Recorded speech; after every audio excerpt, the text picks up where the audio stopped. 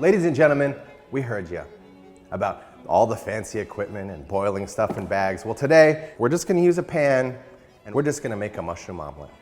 No fancy equipment, just black truffles and caviar.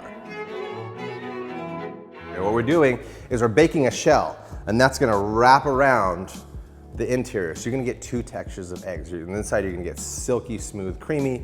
On the outside, it's gonna be the standard omelet texture that's all the way cooked through, but it's gonna have this deep, robust mushroom puree in it. So I got about a pound of mushrooms here. This is an even split between morels, chanterelles, king oyster mushrooms, and maitakes. Cheap equipment, ridiculous ingredients. Clarified butter. These mushrooms just go in the pan like so, and we're gonna cook these down. So these mushrooms, I know people are like, they're overcrowded, but really we're actually just cooking them down as much as possible because all this is gonna get blended into puree. A little pastry trick, we're gonna stripe an egg omelet with this mushroom puree. So these mushrooms have cooked down, there's some browning on it. Now what we're gonna do now is we're gonna put a little darker color in this. Remember, we're striping it in an egg, which is yellow. And we don't want things to be too brown, so we're gonna use our little friend here called the black truffle. I know I'm using a microplane and not a truffle slicer. That's fine, it's gonna be a puree. What you really don't wanna cook with is white truffles because white truffles are a lot more delicate and they get overpowered way easier. The black truffle is a little bit more robust, so it can actually take heat and it can take cooking. That's like 2 chopped shallots in there. And I'm just gonna drop the heat and I'm gonna let this ride. And afterwards we're gonna deglaze this pan and then make the puree.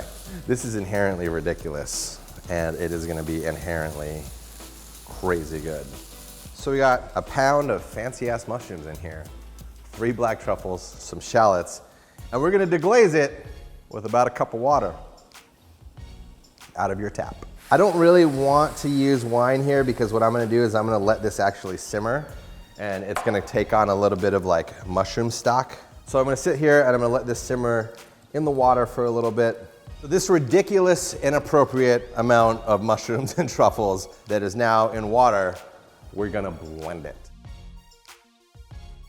We're gonna add a little bit of heavy cream in here, maybe about a tablespoon. If there is a little bit of a bitter note in there, we can kind of like take that off a little bit. And right here I have some salt, egg yolk powder, and egg white powder. Once this hydrates in this puree, it's actually gonna help it hold together a little bit better, because what we're gonna do is when we stripe it and we pour eggs over it, we don't want it to separate out. We want it to keep very condensed. So this is gonna help in that way. Listen, I get it. It doesn't look like the most attractive thing right now, and that's okay. So we're gonna let it cool off to the side for a minute. Pulling it out, mushroom puree. Here's how we're gonna do the stripes. I got a silpat that's cut to the bottom portion of my omelet pan. This is a non-stick omelet pan. What I'm gonna do is I'm gonna use this as my guide to hold the stripes. This is non-stick baking mat, and you can pretty much get them anywhere at any baking cooking store.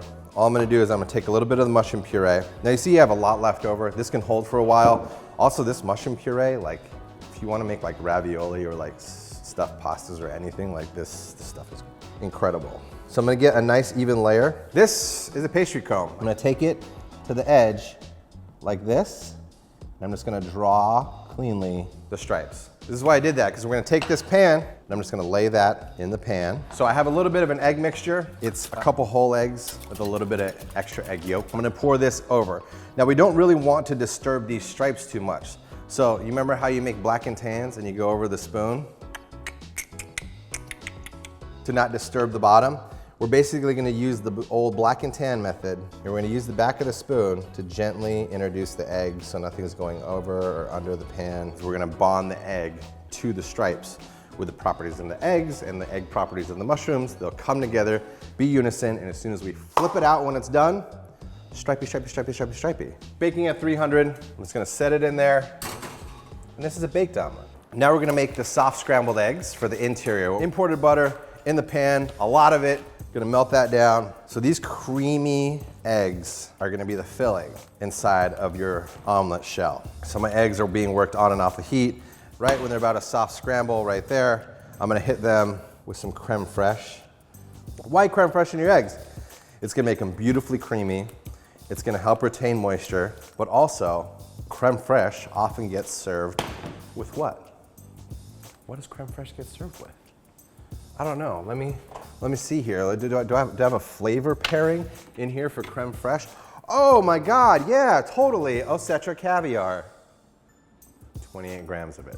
Omelette, out, set. So I'm taking this out. We'll pull off the pad. That's our shell, has those beautiful stripes in it. Now we're gonna plate this thing up.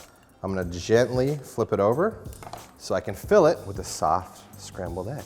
I'm gonna do a little burrito wrap. I'm gonna baste it with a little bit of clarified butter, because why not? And for the finisher, our little friend, Omelette caviar. Just like that. And finish it with a dash of chives. And this, ladies and gentlemen, is your no fancy equipment mushroom omelet.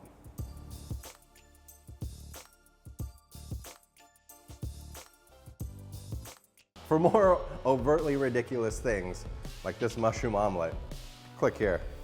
Well, we're gonna step that ramen game up and make a DIY soup-based broth.